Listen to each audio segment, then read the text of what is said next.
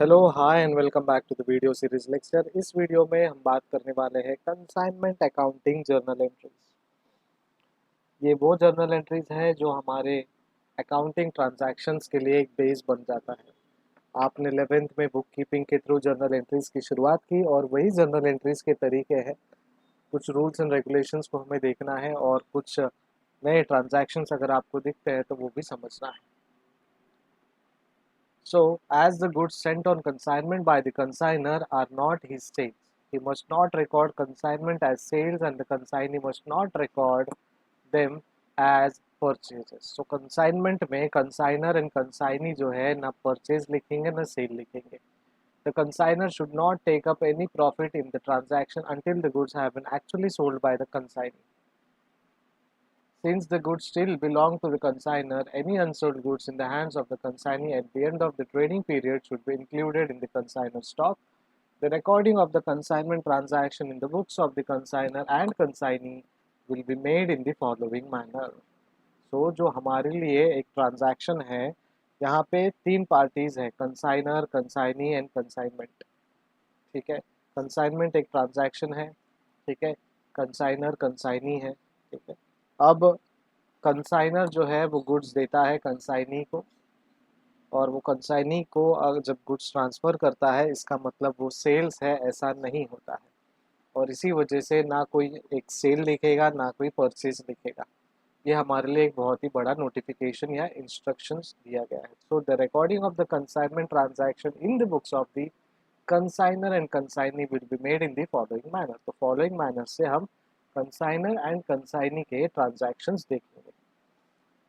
Accounting entries in the books of consignor, consignor के books में अब अकाउंटिंग एंट्रीज कैसे आएंगे?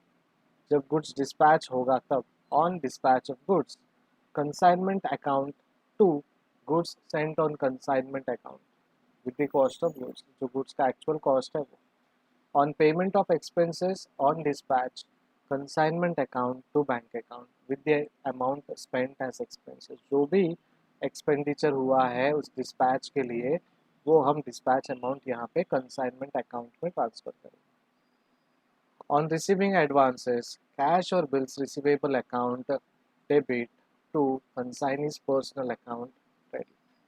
सो विद द अमाउंट कैश और बिल, जो भी अमाउंट आपको कैश में आया है या फिर जो बिलिंग अमाउंट आया है, जो भी एडवांस आपको आया है वो एडवांस हम लोग यहाँ पे लिखेंगे। On the consignee reporting sales as per accounting standards, consignee's personal account to consignment account, ठीक है। And as per accounting standard नहीं है वो, एज पर अकाउंट सेल है। So on the consignee reporting sale, account sale जो है उस हिसाब से consignee's personal account to consignment account with gross proceeds of sale, जो भी ग्रॉस प्रोसीड्स या ग्रॉस अमाउंट है सेल्स का वो अमाउंट यहाँ पे लिखेंगे। अब जहाँ भी एएस दिखेगा आपको तो अकाउंट सेल आपको याद रखना है, ठीक है।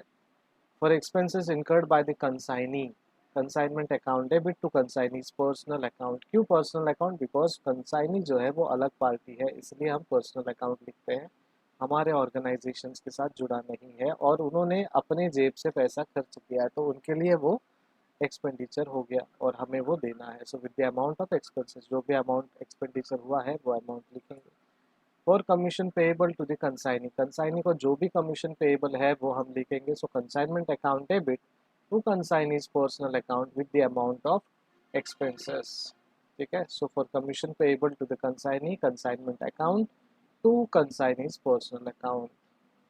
Now assuming that all the goods sent have been sold, consignment account will show at this stage the actual profit or loss made on it. The same is transferred to profit and loss account. तो जब हम सोचेंगे कि actually goods sale हो गए हैं और उसके बाद के जो एंट्रीज आएंगे वो इस तरीके से आएंगे। The entry in case of profit, अगर प्रॉफिट हुए तो consignment account debit to profit and loss account, जो भी अमाउंट प्रॉफिटेबल अमाउंट आएगा वो।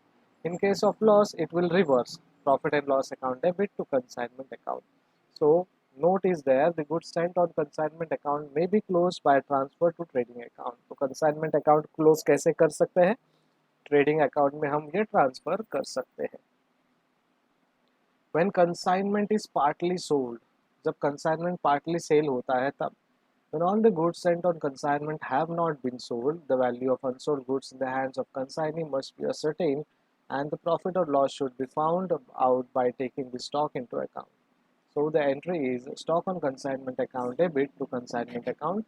Stock on consignment account is an asset and will be shown in the balance sheet of the consignor. Valuation of stock is discussed on valuation of stock page. So जब partly sold या semi sold या थोड़ा सा unsold बचा हुआ है तो उसके लिए हम एंट्री लिखेंगे stock on consignment account to consignment account. जो कंसाइनमेंट अकाउंट के लिए स्टॉक बचा है वो कंसाइनमेंट अकाउंट के साथ हम लिखेंगे, एक डेबिट होगा और एक क्रेडिट होगा। Now next is the accounting entries in the books of consignee. Consignee की तरफ जब हम अकाउंटिंग करेंगे, उनके बुक्स में हम अकाउंटिंग करेंगे तो कैसे करेंगे? Number one, when consignment goods are received, no entry is made in the books of accounts. The consignee is not the owner of the goods and therefore he makes no entry when he receives the goods. So यहाँ पे जब consignment goods receive होते हैं consignee को तो वो entry नहीं करते, तो हमें भी एंट्री नहीं करना है, स्किप करना है वो चीज़। सेकेंड एंट्री हमें करना है for expenses incurred by the consignee. Consignee ने एक्सपेंडिचर इनकर्ड किया है तो उनके लिए अकाउंट आएगा या जर्नल ट्रांजैक्शन आएगा consignor's personal account debit to cash account. Then जब एडवांसेस मिलेंगे या फिर कुछ एडवांस रिसीव होगा तब consignor's personal account to cash और bills payable account. Then when goods are sold cash और bank account to consignor's personal account, और जब कमीशन ड्यू होता है तो consignor's personal account to commission account. The consignor's account will be closed by debiting it with cash or final bill or draft in settlement. So account debit करेंगे consignor का, और जो भी अगर paid by cash है तो cash account लिखेंगे, final bill और draft जो है settle किया है by check तो हम लिखेंगे by bank। ठीक है, तो इस हिसाब से हम accounting entries करते हैं। ठीक है, so consignor's account debit to cash और to bank account, इस तरीके से हम इस account को close करेंगे। और अब आप बोलोगे सर जो नरेशन है वो कैसे लिखेंगे? तो नरेशन इन जनरल है goods received, goods sold, expenses incurred by the consignee, advance received by the consignee और advance paid by the consignor to the consignee. ऐसे अलग अलग ट्रांजैक्शन के बेसिस पे अलग अलग एंट्रीज हम लिखेंगे। राइट, तो अभी तक के लिए इतना ही, यही दो अकाउंटिंग एंट्रीज है दो अलग अलग बुक्स में। और अगले वीडियो लेक्चर में हम बात करेंगे वैल्यूएशन ऑफ अनसोल्ड स्टॉक और closing stock in consignment account. जब अनसोल्ड स्टॉक या क्लोजिंग स्टॉक रहता है हमारे पास कंसाइनमेंट अकाउंट में तो उसका वैल्यूएशन कैसे करेंगे। Till then thank you so much, bye bye, take care. Video पसंद आ रहा है तो लाइक कीजिए, सब्सक्राइब कीजिए। अगर आपके दोस्तों ने या आपने अभी तक सब्सक्राइब नहीं किया है तो प्लीज़ कर दीजिए, सो दैट एक मोटिवेशन बना रहेगा और इतने सारे लोगों को हम अलग अलग चैप्टर्स अलग अलग टॉपिक्स बताते रहेंगे। ये हमारा एक मोटो, मिशन और विजन बना रहेगा।